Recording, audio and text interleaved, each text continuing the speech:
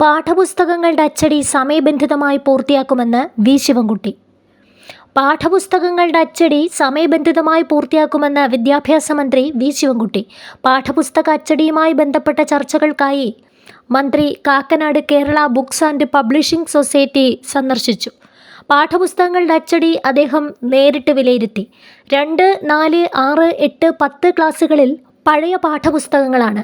1, 3, 5, 7, 9 ക്ലാസ്സുകളിൽ പുതിയ പാഠപുസ്തകങ്ങളാണ് അച്ചടിക്കേണ്ടത്.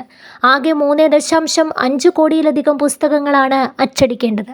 പുതിയ പാഠപുസ്തകങ്ങൾ സ്കൂൾ തുറക്കുന്നതിന് 2 ആഴ്ച മുമ്പും പഴയ പാഠപുസ്തകങ്ങൾ സ്കൂൾ തുറക്കുന്നതിന് 1 മാസം മുമ്പും വിതരണം ചെയ്യുന്നതിനുള്ള സംവിധാനമൊരുക്കാൻ ചർച്ചയിൽ തീരുമാനമായി. 15% അച്ചടി പൂർത്തിയായി. മുൻവർഷം ഇതേ സമയം 3% അച്ചടിയാണ് പൂർത്തിയായത്. മന്ത്രിയുടെ നേതൃത്വത്തിൽ ഉദ്യോഗസ്ഥരുടെയും യൂണിയൻ നേതാക്കളുടെയും യോഗം ചേർന്നാണ് പാഠപുസ്തക അച്ചടി സമയബന്ധിതമായി പൂർത്തിയാക്കാൻ തീരുമാനിച്ചത്. കഴിഞ്ഞ തവണ കൃത്യസമയത്ത് തന്നെ പുസ്തകം എത്തിക്കാൻ കഴിഞ്ഞിരുന്നു. ഇത്തവണ അതിനേക്കാൾ നേരത്തെ അച്ചടി പൂർത്തിയാക്കാനാണ് ശ്രമിക്കുന്നത്. ഇതിനായുള്ള അധിക സൗകര്യങ്ങൾ ആവശ്യമെങ്കിൽ മാനേജ്മെന്റ് ഒരുക്കും.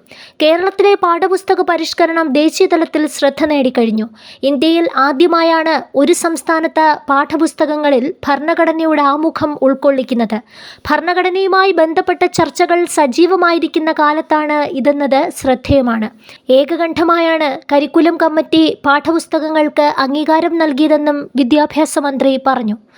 2, 4, 6, 8, 10 ക്ലാസ്സുകളിലെ പാഠപുസ്തകങ്ങളുടെ പരിഷ്കരണം 2025 ജൂണിൽ യാഥാർത്ഥ്യമാകുമെന്ന് SCERT director doctor RK Jayaprakash അറിയിച്ചു.